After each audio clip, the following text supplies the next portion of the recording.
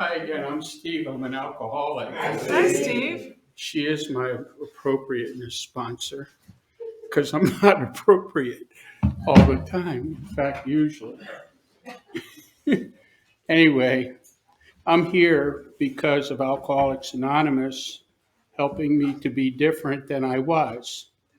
I'm qualified to be an alcoholic because I have an allergy to alcohol.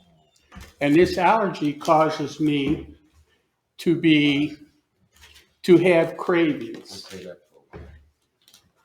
serious cravings. Once I start, I can't stop unless I pass out. And the other thing is, I have an obsession of the mind. Notice the word guilt isn't in there. Now, the consequences of my drinking produced a lot of guilt, but the disease that attacks me relentlessly, even today, um, produces guilt. The consequences produce guilt, not the disease that we have. So, what I have determined is that I needed a clock or a band or something to tell me how close I am to the next drink and how far I am from the next drink. Sometimes I'm closer than other times. Even though it's cunning, baffling, and powerful, I have learned AA is more cunning, more baffling, and more powerful than a disease. Can I hear it? Amen. Thank you. We are awesome. You know why? Because we were chosen to do this work. We went through the ringer to get here. And it's really a glorious thing when you stop and think about it. All the pain, all the suffering, all that stuff that it took to get qualified to help other people is worth it. Because we have been delegated responsibility and authority to help people. The basket is one way to demonstrate that we accept the authority. Money is authority to help people. And I heard it said at a meeting, you may want to remember this part, because it took me a long time to hear this from somebody. The 12 steps produce our message. The 12 traditions protect our message. And the 12 concepts perpetuate our message. So, unless we were born after Bill died, which was 71, or after Bob died, which was like 51, or 1950, the old timers are gone, but there are a lot of people that have kept this thing going so that when we got here, it was here. And our job now is to make sure that it's here for other people. So guess what? I was in the hospital, because I go into hospitals to see people. And I talk to the staff and I talk to patients. And I say thank you to the staff because they work hard. They work really hard. And it's surprising how a thank you causes them to feel good and inspired to do the right things. So I go in there and I find out that they've been delegated responsibility and authority to perpetuate medical practice so that we can benefit from that. Yeah. So I wanted to say that when I was in the hospital one time, I saw a plaque that said there are only 3 things needed to be truly happy. She's my appropriateness sponsor, so I won't go into the 3. that almost make us happy. But the three things that make us happy are someone to love, something to do, and something to look forward to. And that's why service is important. And that's why the steps, the traditions, and the concepts aren't there, but the concepts are important too. Because just like we've grown from 2 people to 2 million people in North America, and there are people around the world, not just Akron, when we had only the 12 steps, and when you could do them in a day, right? Now we have the steps, the traditions, and the concepts. AA grew, the principles and the values we have became clearer and clearer, and the impact on our lives in a favorable way grew. But when I hit bottom, I had no one to love, no thing to love, because I loved alcohol and I didn't want to drink, didn't want to stop drinking. How was I going to stop drinking? I was 31. I didn't have gray hair at 31. So I was 31 years old, and I thought it was an essential part of life to be able to drink. And I didn't have anybody to love because the family I had couldn't take it anymore. And I didn't understand that at first, so I was very angry. You know, and I always thought I came from a long line of gentlemen. My father drank, but he didn't get in trouble. My mother didn't drink. My sister Chris didn't drink. My sister Kathy drank, and I thought she was like me. Turns out she was like me. Yeah, she couldn't stop either, I guess. But my sister Chris told me one time when I was swimming in a pool of self-pity about losing my family, and said that I told God I was out of here because God's way is too hard. And I couldn't be perfect like God wanted me to be. And she said, Stevie, that's my nickname.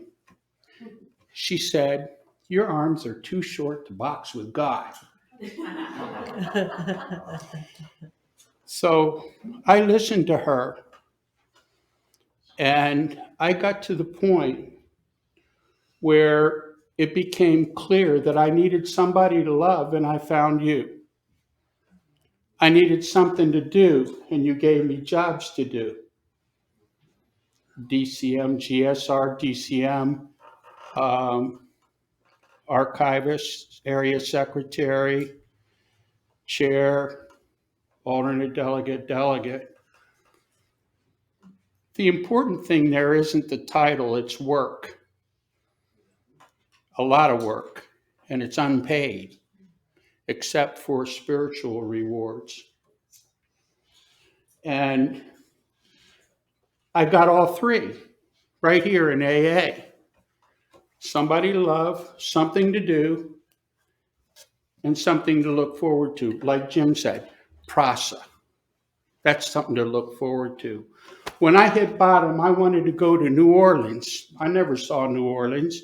I said, well, if I'm going to stay sober, I might as well ride the bus to New Orleans.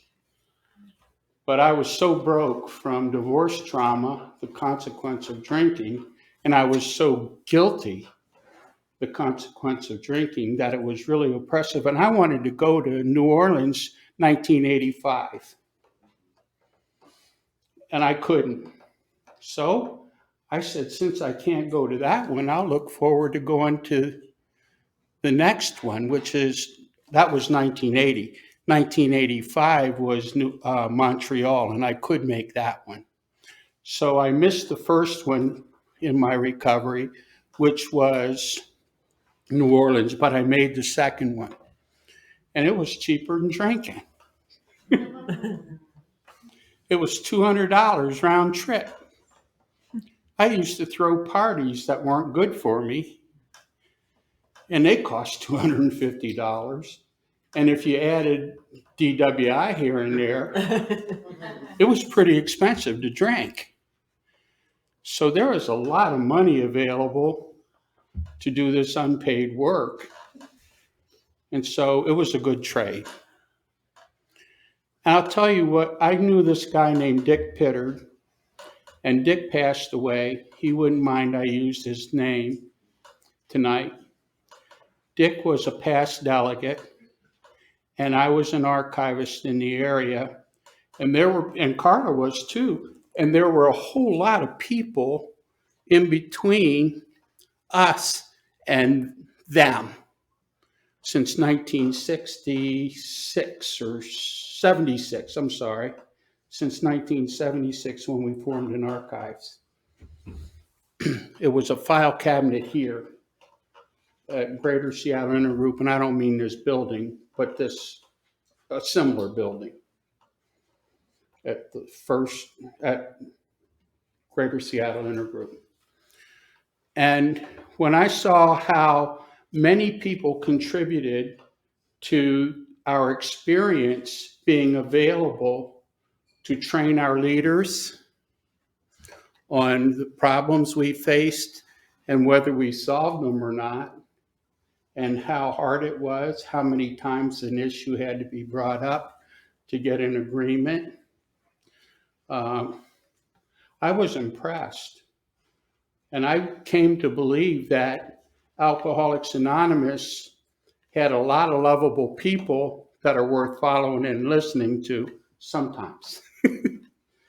I mean, I can't be perfect, so I just gave up on that. Although I love Austri with all my heart, I can't be perfect. So I'm from the East Coast, and we tell jokes. Sometimes they're not appropriate. Yeah. Anyway. We're ready. We can hear one. You want to hear one? Yeah, I do. She's not my appropriateness. Once there was this Huckleberry salesman, and he was knocking on the door, boom, boom, boom. And the lady answered, and she said, "What are you doing?" And he said, "I'm selling huckleberries." And this was when I was swimming around in self-pity over the loss of my family. And I said it at a podium like this. And this guy named Barney was in the program, and he invited me to coffee later and told me this joke about the huckleberry salesman. And she said to him, "You got to go around the back to the back door, and I'll go through the house." And she did that. And he did that. So he looked up, and she took off all her clothes, and she opened the door. And the guy looked at her and started crying. And she said, "Why are you crying?" And he said, "Lady, I lost my wife, I lost my house, I lost my kids, I lost my car, and now I see I'm going to lose my huckleberries too."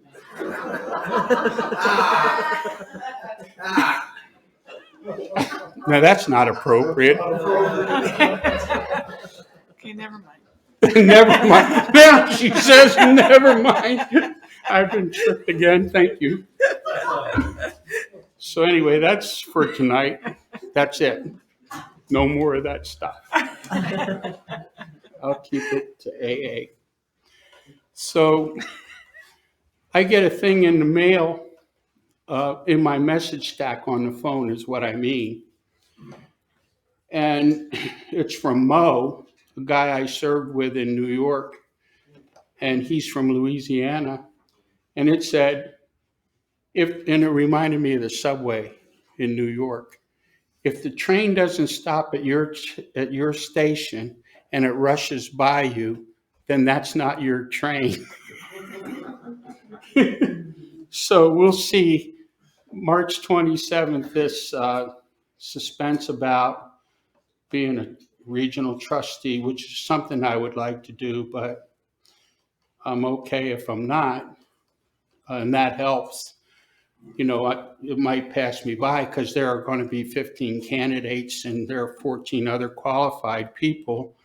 I may not be picked, but that'll be okay because there's always room for service at some level of activity. You find someone to love, something to do, and something to look forward to, and you got it made. So that's that. There's other stuff that I've learned that I'll share with you. Okay. I went to the Everett Conference, and it ended on the last Everett Conference, whenever that was. I don't remember the year. But the one before that is the one I'm going to talk to you about.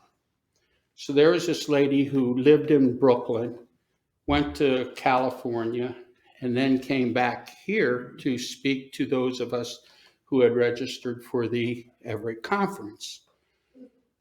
And she told us what it used to be like, what happened, and what it's like now. You know, all this stuff about her story. And she ended with, I finally got to the point where I stopped telling my higher power how big my problems are, and I started telling my problems how big my higher power is. And for me, that was revolutionary. I hadn't heard that before. And it made it easier for me to turn it over. So guess what? This is almost not appropriate, but I'm going to do it anyway, because it's only almost not appropriate. Men are supposed to help men, women are supposed to help women. Did you hear that before? Yeah. Well, here's the deal. One night I was 90 days sober, and I went into a store to buy erasers and lead for a pencil, a mechanical pencil for work. And I was happy to be sober all the way to the store. I had been happy the day before being sober. And I paid for the erasers and the lead. Then what happened was I walked away from the cash register, and all of a sudden, out of nowhere, alcoholism struck me. And I thought I was going to get drunk. I thought I was going to go to the nearest tavern and go get drunk. And I didn't even plan that. So I went to a phone, which was a pay phone. That's a precursor to our Zoom meetings. Very powerful tool for getting together. So I called up my sponsor. It was this kind, you know, with a dial. You had to put your finger in a hole and then you. So I did that. Put your finger in the hole, was that appropriate? Well, it was one of those that you twist. A dial, rotary dial. That's better. A rotary dial. See, I told you, I don't even sometimes know. But I did that to call my sponsor. And he wasn't home yet. I think he was on his way, but there was no mobile phone, no way to connect. So I tried the next guy on my list, same thing. I tried the next guy on my list, same thing. I tried the next guy on my list, same thing. And I finally said, well, I'm going to go get drunk. And then when I get drunk, I'm going to go to a meeting and I'll tell them that it didn't work for me. That it worked for everybody else. I believed it because of all the birthdays, but it didn't work for me. And I turned away from the phone after collecting my dime, I think it was, and put it in my pocket. And there was this lady coming down the hall, and she had spoken at a podium at Kent, and I didn't know her personally. And I said, this lady, to myself, this lady's going to think I'm trying to get in her pants because men are supposed to help men and women are supposed to help women. And she's going, this is alcoholism. She's going to think that I'm trying to do something untoward. And when she refuses me, I'm going to go get drunk. And then I'm going to tell everybody that I see that it doesn't work for me. I was going to call my sponsor later and tell him that it didn't work for me, that I knew it worked for him, but not me. So I said to her, when I got to her, I'm thinking about drinking. I was appropriate. I'm thinking about drinking, and I want to know if you'll help me. And you know, she said, yes. And she said, why don't you sit over there and have some coffee, and I'll be right back. I got to get my daughter, who was at a different store. And so this is my guardian 2-step angel, or step 2 guardian angel, the one where I was sure God was going to restore me to sanity. So she said yes. She sat me down. She told me what it used to be like, what happened, what it's like now. It took 15 minutes, and boom, the craving to drink left. The mental obsession left. I haven't had a drink because of her saying yes, even when I was crazy. So I knew I was crazy, and I knew that there was God in the picture, or I wouldn't have gotten past it. And that's what happened. And all of that occurred when I was 90 days sober. And I understood step 2, came to believe that a power greater than ourselves would restore us to sanity, but it was a head trip. It wasn't in my heart until that night. And there's a big difference between what's in my head and what's in my head and my heart. So I wanted to share that with you, that it just takes time. You can't have a green tomato turn into a ripe one in 90 days. I remember I went to treatment. I said to my sponsor, Howard, I said, Howard, I think I'm going to kill myself. And he said, why? And I said, I'm suffering so bad. The anguish is awful. It's like a cannonball hit me, and I can't stand it. So I didn't have the words to say this, but I've learned this year, someone to love, something to do, something to look forward to. I didn't have any of that. And I couldn't even say that. I just said, I think I'll kill myself. You know what he said to me? He said, good, but take a shower first and I'll be right over. So I said to myself, when I was in this crazy state, I said to myself that I could do that. There wasn't any harm in delaying it until after our talk.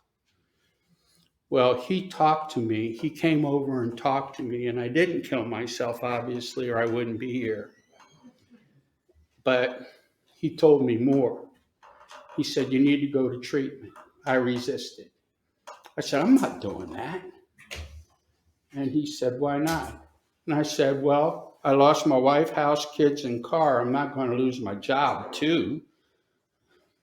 Now, I was talking about killing myself, and I'm not going to lose my job. So he said, yes, you are. Yeah, you're going to lose your job.